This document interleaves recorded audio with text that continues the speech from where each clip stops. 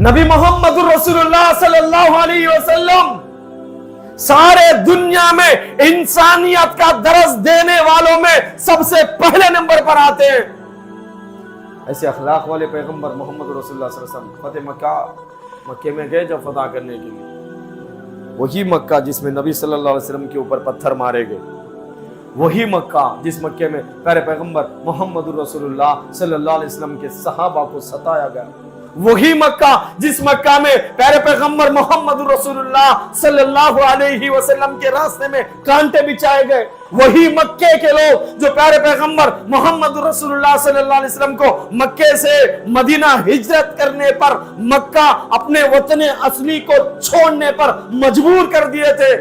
وہی مکہ جہاں مسلمانوں کا بائیکاٹ کر دیا گیا، وہی مکہ جس مکے میں کعبۃ اللہ، اللہ کا گھر، مسلمانوں کا کعبہ،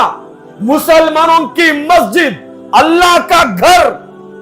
ایسے اللہ کے گھر میں مسلمانوں کو سجدہ کرنے کی اجازت نہیں دی گئی، وہی مکہ جس مکے میں محمد رسول اللہ صلی اللہ علیہ وسلم کے چچا حضرت حمزہ کا قتل کر دیا گیا، ان کے سینے کو چاک کیا گیا، ان کے کلیجے کو نکال کر ہندا ایک عورت اپنے منہ میں رکھ کر چباتی ہے، وہی مکہ جہاں سمیہ کے ٹکڑے کر دیے گئے، وہی مکہ جس مکے میں نبی صلی اللہ علیہ وسلم کا سچا پیارا غلام حضرت بلال کو ریت کے اوپر سلایا گیا، وہی مکہ جو معصوم صحابہ کے آنکھوں کو نکالا گیا جان پہ، وہی مکہ جہاں نبی صلی اللہ علیہ وسلم کے صحابہ کو سولی پر جہاں لٹکایا گیا، اسی مکے کو جو فتح کرنے کے لیے نبی محمد رسول اللہ صلی اللہ علیہ وسلم تشریف لے گئے، پورے طاقت کے ساتھ کفار کو، دشمنوں کو پتا چلا محمد رسول اللہ صلی اللہ علیہ وسلم مکے میں آگے، پورے طاقت کے ساتھ سب لوگ ڈر گئے، اگر نبی چاہتے تو انتقام لے سکتے، بدلہ لے سکتے، نبی صلی اللہ علیہ وسلم بدلہ نہیں لیے، صحابہ کرام پورے جوش میں، کہاں ہے ابو جہل کے اولاد، کہاں ہے عتبہ کے اولاد، کہاں ہے ابو لہب کے اولاد، کہاں ہے معصوم صحابہ کا خون کرنے والے، قتل کرنے والے، آج ہم آگے، آؤ ہمارے سے مقابلہ کرو، ہم بدلہ لیں گے۔ نبی صلی اللہ علیہ وسلم کے کان میں آواز پڑی، نبی نے فرمایا نہیں، کوئی بدلہ نہیں لیں گے، جو معافی مانگنا چاہے گا ہم سب کو معاف کر دیں گے، ابو سفیان کے گھر میں جو داخل ہوگا اس کے لیے امن ہے، جو دروازہ بند کر دے اس کے لیے بھی امن ہے، جو اپنے گھر میں چپ سے بیٹھ جائے اس کے لیے بھی امن ہے۔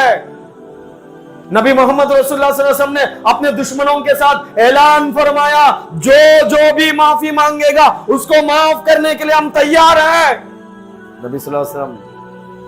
کہ لین میں دشمن کھڑے ہیں، اللہ کے نبی صلی اللہ علیہ وسلم نے سب کو معاف فرما دیا، بیت اللہ میں گئے نماز پڑھنے کے لیے، مسجد حرام، بیت اللہ، کعبۃ اللہ کی چابیاں بند تھی، کعبۃ اللہ کے دروازے، نبی صلی اللہ علیہ وسلم نے فرمایا کہ چابیاں کس کے پاس ہے؟ فرمایا کہ چابیاں عثمان بن طلحہ کے پاس ہے۔ ہمارے پیارے پیغمبر کو یاد آ گیا، عثمان بن طلحہ، بلاؤ ان کو۔ عثمان بن طلحہ کے ذہن میں بات آئی، خیال آیا دل میں کہ